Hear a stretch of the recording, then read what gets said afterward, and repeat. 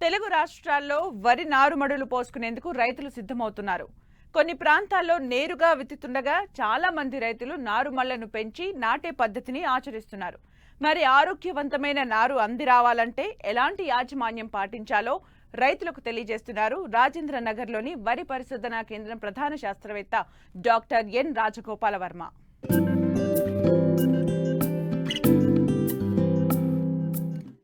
నాణ్యమైన విత్తనం, ఆరోగ్యవంతమైన నారు వరిలో అధిక దిగుబడికి సోపానం. నీటి లభ్యతను బట్టి కొంతమంది రైతులు మెట్ట నారుమళ్ల పెంపకం చేపడుతూ ఉండగా అధిక శాతం మంది రైతులు దుంప నారుమళ్లు పోస్తున్నారు. మరి నారు పుష్టిగా పెరిగి 25 నుండి 30 రోజుల్లో అంది రావాలంటే విత్తన శుద్ధి, పోషక యాజమాన్యం తప్పనిసరి అని సూచిస్తున్నారు రాజేంద్రనగర్లోని వరి పరిశోధనా కేంద్రం ప్రధాన శాస్త్రవేత్త డాక్టర్ ఎన్ రాజగోపాల వర్మ. మన తెలంగాణ రాష్ట్రంలో చూసుకున్నట్లయితే ఈ వానాకాలంలో వరి ప్రధానమైన ఆహార పంటగా సాగు చేస్తూ ఉన్నారు. అందులో దాదాపుగా సుమారు 52 నుంచి 53 లక్షల ఎకరాల్లో ఈ సంవత్సరం వరి సాగు అయ్యే అవకాశం ఉంది. అయితే మనకి ఈ వరి సాగు చేసేటప్పుడు నారుమళ్లలో అనేక విధమైనటువంటి చీడపీడలు మనల్ని ఆశించి నష్టం చేసేటువంటి అవకాశం ఉంది. ముఖ్యంగా వరిలో చూసుకున్నట్లయితే మనకు నారుమడి దశలో కాండం దొల్చే పురుగు, అలాగే మనకు హిస్పా అంటే తాటాకు తెగులు పురుగు, అలాగే ఉల్లికోడు కలగజేసేటువంటి గొట్టం రూపం కలగజేసేటువంటి పురుగులు, అలాగే తెగుళ్ళలో చూసుకున్నట్లయితే అప్పుడప్పుడు అగ్గి తెగులు కానీ మన తర్వాత కాండం కుళ్ళు తెగుళ్ళు కానీ మనకు ఆశించే అవకాశాలు నారుమడి దశలో ఎంతైనా ఉంటాయి. కాబట్టి ఈ నారుమడిలో మనము సమగ్ర యాజమాన్యం పాటించాల్సిన అవసరం ఎంతైనా ఉంది. అందులో చూసుకున్నట్లయితే ముఖ్యంగా ఇప్పుడు ఆల్రెడీ మనకు నార్లు పోసుకుంటూ ఉన్న రైతాంగము నారు పోసిన 10 రోజుల దశలో కనుక మనకు ఏమైనా పురుగులు తెగుళ్ళు గమనించినట్లయితే మనము వేప సంబంధిత మందులైనటువంటి నీమ్ ఆయిల్ 5 మిల్లీలీటర్ లీటర్ నీటికి కానీ, అదేవిధంగా వేప ఆధారిత మందులు 5 మిల్లీలీటర్ లీటర్ నీటికి కానీ కలిపి పిచికారీ చేసుకోవచ్చు. అదేవిధంగా మనకు నారుమడి దశలో మనం పురుగుల యాజమాన్యం చేసేటప్పుడు, ఎందుకంటే నారు ఆరోగ్యంగా పెరిగినప్పుడే మనకు మంచి ఫలితాలు ఉంటాయి కాబట్టి నారుమడి దశలో మనము గుళికల్ని కనుక వాడుకున్నట్లయితే తక్కువ ఖర్చుతోటి మనము ఈ యొక్క పురుగుల ఉధృతిని తగ్గించుకునే అవకాశం ఉంది. ముఖ్యంగా కాండం దొల్చే పురుగు, ఉల్లికోడు ఆశించకుండా తగ్గించుకోవాలనుకున్నప్పుడు మనం నారు ఇంకొక వారం రోజుల్లో నాటుకుంటాం అనగా మనం ఒకసారి కార్బోఫ్యూరాన్ 3G గుళికలు మనము ఎకరానికి సరిపోయే నారుమడికి సుమారుగా 800 గ్రాములు మనం నారుమడిలో ఇసుకలో కలిపి జల్లుకొని ఆ నీరు అక్కడే 2-3 రోజులు ఇంకిపోయే విధంగా కనుక నారుమడిలో చేసుకున్నట్లయితే మనం ప్రధాన పొలంలో ఈ యొక్క పైరు నాటుకున్నప్పుడు దాదాపు 20-30 రోజుల వరకు కూడా మనము ఏ విధమైన సస్యరక్షణ మందులు వాడాల్సిన అవసరం ఉండదు. తద్వారా సుమారుగా మనకు 1500 వరకు కూడా ఖర్చు రైతాంగానికి ఆదాయం అవకాశం ఉంది. అలాగే చీడపీడలు ఆశించకుండా, ముఖ్యంగా తెగుళ్ళు ఆశించకుండా చూసుకున్నట్లయితే మనకు బావిస్టిన్తో విత్తన శుద్ధి అనేది రైతాంగం చేయడం అనేది పరిపాటిగా ఉంది. అయితే చాలామంది విత్తన శుద్ధి మర్చిపోవడం కూడా జరుగుతూ ఉంటుంది. కాబట్టి నారుమడి దశలో విత్తన శుద్ధి చేసుకోని రైతాంగం ఎవరైనా ఉన్నట్లయితే వారు నారుమడి దశలో ఆశించే చీడపీడల నివారణకు ఒకసారి కార్బండేజం మరియు మ్యాంకోజెబ్ అనే మందు, ఇది మనకు మార్కెట్లో స్ప్రింట్ అని కానీ సాఫ్ అని కానీ అనేక నామాలతో దొరుకుతూ ఉంటుంది. అటువంటి దాన్ని 2.5 గ్రాములు లీటర్ నీటికి చొప్పున మనం కలిపి నారుమడి దశలో కనుక పిచికారీ చేసుకున్నట్లయితే తక్కువ ఖర్చుతో నారుమడిలో యాజమాన్యం చేపట్టవచ్చు. ఈ విధంగా చేసుకున్నప్పుడు మనము నారుమడి దశలోనే కాండం తొలిచే పురుగు, ఉల్లికోడు, అగ్గి తెగులు, పొట్టకుళ్ళు తెగుళ్లను రాకుండా మనం చేసుకోవడానికి అవకాశం ఉంది. కాబట్టి నారుమడి దశలో సరైన సమగ్ర యాజమాన్య పద్ధతులు పాటించి రైతాంగము వానాకాలంలో ప్రధాన పొలంలో ఖర్చు తగ్గించుకుంటారని ఆశిస్తున్నాను.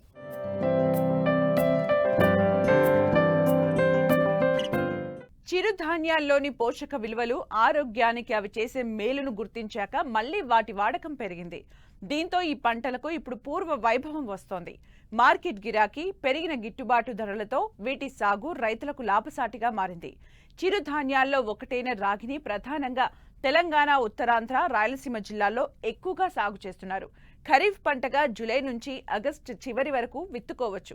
అయితే ఈ పంటలో అధిక దిగుబడిని ఇచ్చే రకాలు, సాగు యాజమాన్యం గురించి తెలియజేస్తున్నారు పేర్మాళ్లపల్లె ప్రాంతీయ వ్యవసాయ పరిశోధనా స్థానం శాస్త్రవేత్త డాక్టర్ మాధవిలత.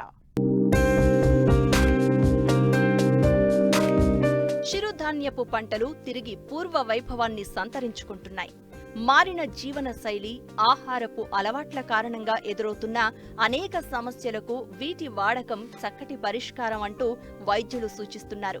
ముఖ్యంగా చిరుధాన్యాలలో ఒకటైన రాగి విస్తీర్ణం ఏటా పెరుగుతోంది. ప్రాంతాలను బట్టి రాగిని తైదలు, చోడిగా పిలుస్తూ ఉంటారు. రాగులు బియ్యానికి చక్కటి ప్రత్యామ్నాయ చిరుధాన్యం. ఒకప్పుడు రాగి సంకటి పేరు చెబితే మొహం చాటేసిన సంపన్న వర్గాలు నేడు అనేక ఆరోగ్య సమస్యల వల్ల తమ ఆహారపు అలవాట్లలో దీనికి అధిక ప్రాధాన్యత ఇస్తున్నారు. రాగిలో ఉండే పోషక విలువలే దీనికి గల ప్రధాన కారణం. రాగుల్లో అధికంగా ఉండే కాల్షియం ఎముకలకు దృఢత్వాన్నిస్తుంది. వీటిని సంకటి, అన్నం, జావ తయారీతో పాటు తెల్ల రాగులను బేకరీ ఉత్పత్తుల్లో విరివిగా ఉపయోగిస్తున్నారు. రాగుల్లో ఉండే యాంటీ ఆక్సిడెంట్ సుగుణాలు హైటోకెమికల్స్ ఆలస్యంగా జీర్ణమయ్యేలా చేస్తాయి. ఫలితంగా రక్తంలో చక్కెర స్థాయి అదుపులో ఉంటుంది. ప్రస్తుత కాలంలో మధుమేహ వ్యాధిగ్రస్తులకు రాగి మంచి ఆహారం. స్థూలకాయం, బరువును తగ్గించుకోవాలనుకునే వారికి ఇది శ్రేష్టమైన ఆహారం.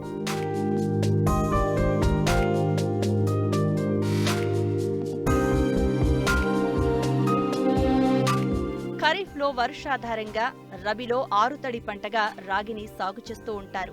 గతంలో రాగుల దిగుబడి, రేటు రెండూ తక్కువగా ఉండేవి.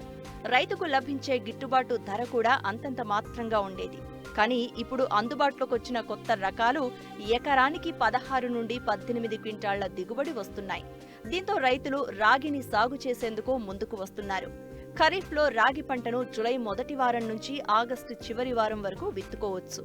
అయితే అధిక దిగుబడిని ఇచ్చే రకాలు, సాగు యాజమాన్యం గురించి తెలియజేస్తున్నారు పెరుమాళ్లపల్లె ప్రాంతీయ వ్యవసాయ పరిశోధనా స్థానం శాస్త్రవేత్త మాధవీలత. రైతు ఎక్కువ దిగుబడులు సాధించాలంటే ముందుగా రాగి పంటలో మంచి రకాలను ఎన్నుకొని వాటిని సాగు చేసుకోవాలి. ముఖ్యంగా ఈ పరిశోధనా స్థానం నుంచి 2 రాగి రకాలను విడుదల చేశాము. మొదటిది వకుల రాగి రకము 95 నుంచి 100 రోజుల్లో మనకు పంట కోతకు వస్తుంది. దీని దిగుబడి ఎకరాకు సుమారుగా 15 నుంచి 16 క్వింటాళ్ళు ఉంటుంది. ఈ రకాన్ని మనం వర్షాధారంగా కూడా సాగు చేసుకోవచ్చు, లేదు నీటి వసతి కింద కూడా సాగు చేసుకోవచ్చు. మనం వర్షాధారంగా సాగు చేసినప్పుడు దీని దిగుబడి మనకు 10 నుంచి 12 క్వింటాళ్ళు వస్తుంది. ఈ రకము అగ్గి తెగులను కూడా బాగా తట్టుకుంటుంది.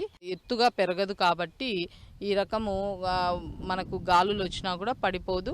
అలాగే కోత సమయంలో కూడా పడిపోకుండా ఏపుగా పెరిగి బాగా కంకులు కూడా పెద్దవిగా ఉంటాయి. ఇంకొక రకం వచ్చి తిరుమల అనే రాగి రకాన్ని ఈ సంవత్సరం అంటే 2018-19 సంవత్సరంలో విడుదల చేశాము. ఈ రకము పంటకాలం వచ్చి 120 నుంచి 125 రోజులు ఉంటుంది. కొద్దిగా పంటకాలం ఎక్కువ, కానీ ఈ రకం మనకు గింజ దిగుబడి అధికంగా కాకుండా చొప్ప దిగుబడి కూడా అధికంగా వస్తుంది. దిగుబడి ఎకరాకు 15 నుంచి 17 క్వింటాళ్ళు దాకా కూడా ఉంటుంది.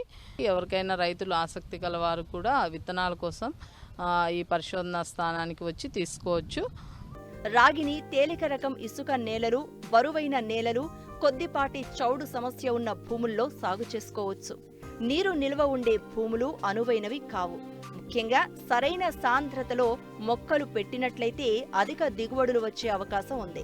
1 ఎకరా పొలంలో నాటడానికి మనం నేరుగా వెదజల్లే పద్ధతిలో అయితే ఎకరాకు 4 కిలోల విత్తనం సరిపోతుంది. అలా కాకుండా నారు పోసి నాటుకునే పద్ధతిలో అయితే మనకు ఎకరాకు 2.5 కిలోల విత్తనం సరిపోతుంది అన్నమాట. మనము నారు పోయడానికి బాగా నేలను మెత్తగా దున్ని బాగా చదును చేసుకొని 1 మీటరు పొడవు కల నారుమడులను తయారు చేసుకొని నారుమడుల్లో విత్తనాన్ని పలచగా చల్లి దాని మీద మనము ఇసుక కానీ మట్టి కానీ చల్లినట్లయితే బాగా నారు బాగా వస్తుంది. మనకు పిలకలు దశ రాకముందే మనం నారుని ప్రధాన పొలంలో నాటుకోవాలి. అంటే సుమారుగా 18 నుంచి 21 రోజు వయసు గల నారుని మనం నాటుకున్నట్లయితే ఎక్కువ దిగుబడులు సాధించడానికి వీలుంటుంది. నేరుగా వెదజల్లి విత్తనాన్ని సాగు చేసుకునే పద్ధతిలో అయితే విత్తిన తర్వాత 1 లేదా 3 వారాల లోపు ఒత్తుగా ఉన్న మొక్కల్ని పలచగా చేసుకోవాలి. అలా చేసుకున్నట్లయితే మొక్కలు బాగా ఎదిగి మనకు దిగుబడులు పొందే అవకాశం ఉంటుంది. నేరుగా విత్తే పద్ధతితో పాటు నారు పోసి నాటు వేసుకునే పద్ధతిలో కలుపు యాజమాన్యం ముఖ్యం.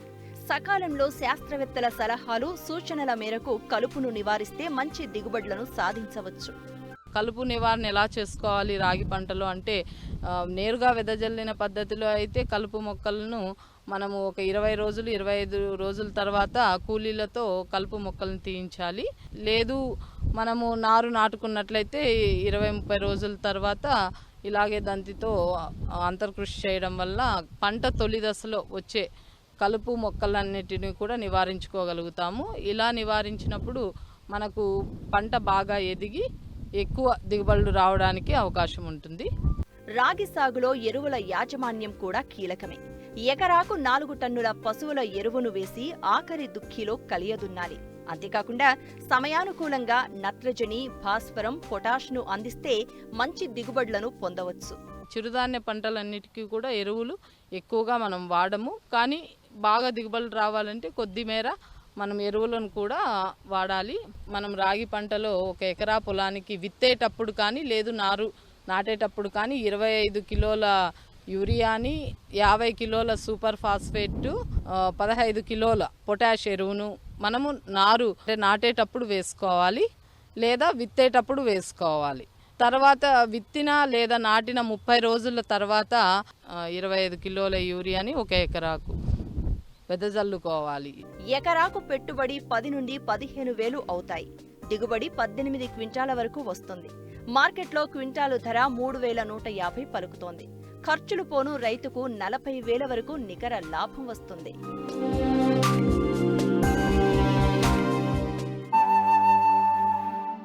పందిర్లపై తీగజాతి కూరగాయల సాగు రైతుకు లాభాల పంట పండిస్తోంది. పందిరి నిర్మాణానికి ప్రారంభపు పెట్టుబడి ఎక్కువగా ఉన్నా పంటకాలం ఎక్కువగా ఉండటం, నాణ్యమైన అధిక దిగుబడి వస్తుండటంతో ఈ విధానంలో మంచి ఫలితాలు నమోదవుతున్నాయి. దీనికి తోడు ధర కలిసి వచ్చిన సందర్భాల్లో కూరగాయలు సాగు చేసిన రైతులు లాభాల బాటలో పయనిస్తున్నారు. ఈ కోవలోనే పయనిస్తూ శాశ్వత పందిర్లపై దొండ సాగు చేసి మంచి లాభాలను ఆర్జిస్తున్నారు. తూర్పు గోదావరి జిల్లాకు చెందిన ఓ రైతు.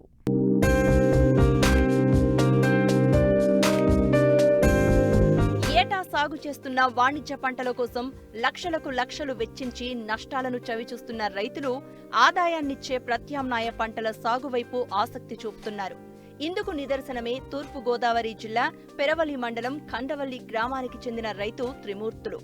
ఇతర కూరగాయలతో పాటు ఎకరంలో దొండ సాగు చేశారు.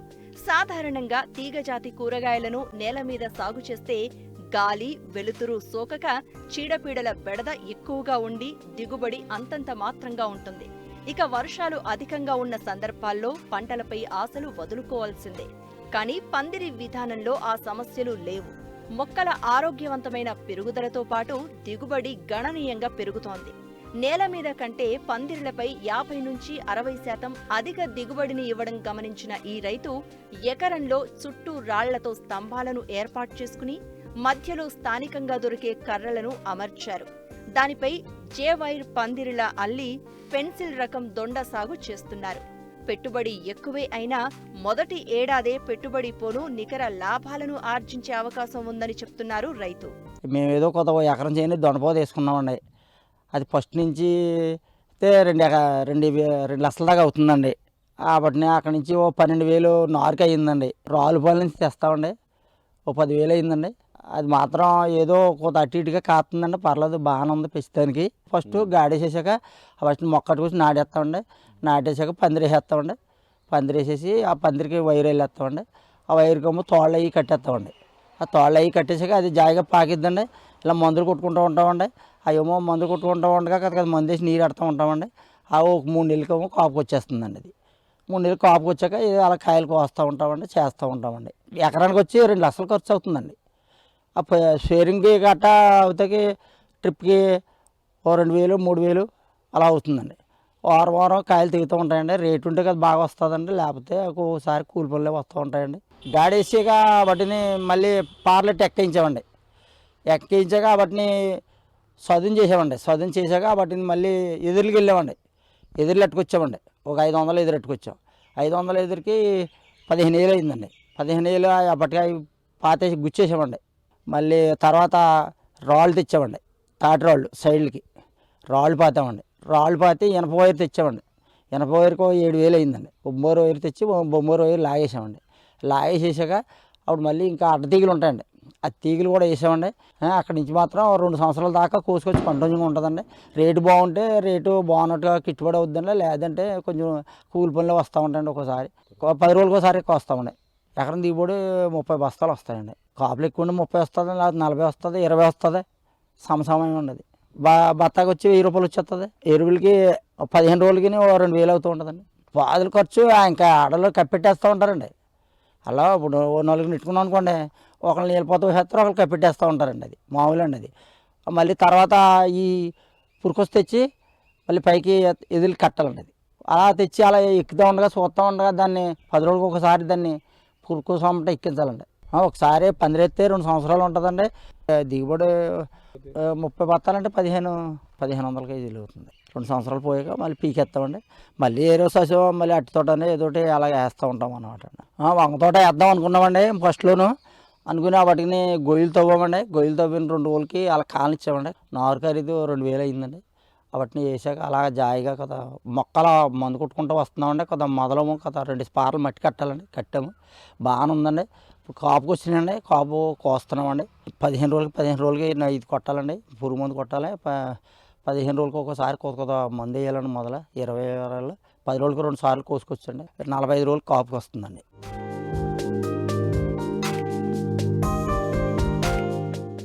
మార్కెట్లో చామంతి పూలకు మంచి డిమాండ్ ఉండటంతో తెలుగు రాష్ట్రాల్లో రైతులు అధిక విస్తీర్ణంలో సాగు చేస్తున్నారు. జూన్ నుంచి ఆగస్టు వరకు ఈ పంటను నాటుతారు. గతంలో శీతాకాలంలో మాత్రమే పూల దిగుబడినిచ్చే రకాలు ఉండేవి. ప్రస్తుతం సంవత్సరం పొడవునా దిగుబడినిచ్చే రకాలు కూడా అందుబాటులో ఉన్నాయి. మంచి మార్కెట్ డిమాండ్ ఉన్న ఈ పంట నుంచి రైతులు అధిక పూల దిగుబడి సాధించాలంటే పిలకలు, కొమ్మ కత్తిరింపులతో పాటు సాగులో చేపట్టాల్సిన మేలైన యాజమాన్యం గురించి తెలియజేస్తున్నారు ఉద్యానవన శాస్త్రవేత్త వనం చైతన్య.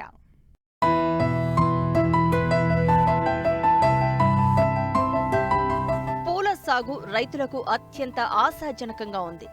గిరాకీ ఎక్కువగా ఉండడం, మార్కెట్ ధరలు పెరగడం, ఎగుమతి అవకాశాలు ఊపందుకోవడంతో పూల సాగుకు రైతులు మొగ్గు చూపుతున్నారు. దీనికి తోడు గ్రీన్ హౌజులలో పూల సాగు చేసే రైతులకు ప్రభుత్వం నుంచి మంచి ఆర్థిక సహకారం అందుతూ ఉండడంతో అన్ని ప్రాంతాల్లోనూ పూల సాగు చేసే రైతుల సంఖ్య రోజురోజుకు పెరిగిపోతోంది. ముఖ్యంగా చామంతికి సంవత్సరం పొడవునా మంచి డిమాండ్ ఉంటుంది. అయితే శీతాకాలంలో మాత్రమే పూసే ఈ పంట 5-6 నెలలకే పరిమితమవుతోంది. అయితే ఈ పంటను పాలీహౌజ్లలో సాగు చేస్తే సంవత్సరం పొడవునా దిగుబడులు తీసుకునే అవకాశం ఉంది. సాధారణంగా జూన్, జూలైలో మొక్కలు నాటుతూ ఉంటారు. నవంబర్ నెలలో పూలు పూయడం ప్రారంభమవుతుంది. జనవరి, ఫిబ్రవరి వరకు పంట దిగుబడులు వస్తూ ఉంటాయి. అయితే పిలకల ద్వారా నాటుకున్న మొక్కల్లో శాఖీయ పెరుగుదల తక్కువగా ఉంటుంది. కొమ్మ కత్తిరింపుల ద్వారా వచ్చిన మొక్కల్లో పూర్తిగా వేరు వ్యవస్థ అభివృద్ధి చెంది మొక్క బలంగా, ఆరోగ్యంగా పెరుగుతుంది. కాబట్టి ఆ మొక్కల నుంచే దాదాపు 5 నుండి 6 సెంటీమీటర్లు ఉన్న కొమ్మలను కత్తిరించుకుని ఫిబ్రవరి, మార్చి నెలల్లో నారుమడిగా నాటుకోవాలి. అవి పిలక మొక్కలుగా తయారై జూన్, జూలైలో నాటుకోవడానికి అనుకూలంగా ఉంటాయి. తద్వారా నాణ్యమైన మొక్కలతో పంట అభివృద్ధి వేగంగా ఉంటుంది. ముఖ్యంగా మార్కెట్లో డిమాండ్ ఉన్న చామంతి రకాలను సాగు చేసి మేలైన యాజమాన్య పద్ధతులు పాటిస్తే మంచి ఆదాయం పొందవచ్చంటున్నారు ఖమ్మం జిల్లా ఉద్యానవన శాస్త్రవేత్త వనం చైతన్య. శీతాకాలంలో వచ్చేటువంటి పూలల్లో ప్రధానమైనది చామంతి. ఈ చామంతి అనేది ముఖ్యంగా మనము షార్ట్ డ్యూరేషన్ క్రాప్ అని కూడా అంటాము. సాధారణంగా మనము వర్షాకాలంలో నాటుకొని పూల యొక్క దిగుబడి మాత్రం మనము శీతాకాలంలో గమనించడం జరుగుతుంది. చామంతి మనం 2 రకాలుగా ప్రవర్ధనం చేసుకోవచ్చు. ఒకటి పిలకల ద్వారా, మరియు 2 కొమ్మ కత్తిరింపుల ద్వారా. ఈ పిలకల ద్వారా అంటే ఆల్రెడీ ఉన్నటువంటి పాత చామంతి మొక్కకు వచ్చేటువంటి పిలకలను మనము వేరు చేసి వాటిని ప్రధాన పొలంలో నాటుకోవడం. అదే కొమ్మ కత్తిరింపుల విషయానికి వస్తే ఈ లేత కొమ్మల్ని కనుక మనము ఒక 3 అంగుళాలు ఉన్నటువంటి కొమ్మలను కత్తిరించుకొని వీటిని ఇండోల్ బ్యూట్రిక్ యాసిడ్ ద్రావణంలో ముంచుకొని తిరిగి కోకోపీట్తో నింపినటువంటి ప్రోట్రేలలో మనం నాటుకోవాలి. ఈ ఏప్రిల్, మే మాసంలో వీటిని నాటుకున్నట్లయితే మనకు 20-25 రోజులలో దీంట్లో మనము వేరు వ్యవస్థ అభివృద్ధి చెందడం అనేది గమనిస్తాము. వర్షాకాలంలో జూలై మాసంలో వర్షాలు అధికంగా పడ్డప్పుడు చామంతిలో మనకు వేరుకులు తెగులు అనేది ప్రధానంగా ఆశిస్తుంది. కాబట్టి మనము ఎత్తైన బెడ్లలో కనుక చామంతిని నాటుకున్నట్లయితే దీని యొక్క కొంచెం వరకు ఈ తెగుల్ని తగ్గించుకునే అవకాశం ఉంటుంది.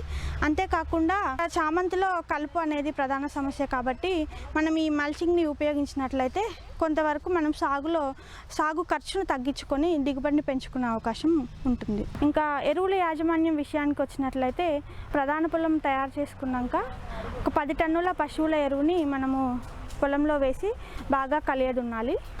నత్రజనిని ఇచ్చేటువంటి ఎరువులు 60 నుంచి 80 కిలోల నత్రజని మరియు 30 నుంచి 40 కిలోల భాస్వరం మరియు 60 నుంచి 80 కిలోల పొటాషియం ఇచ్చేటువంటి ఎరువులను మనము చామంతికి 1 ఎకరా సాగుకి ఉపయోగించవచ్చు.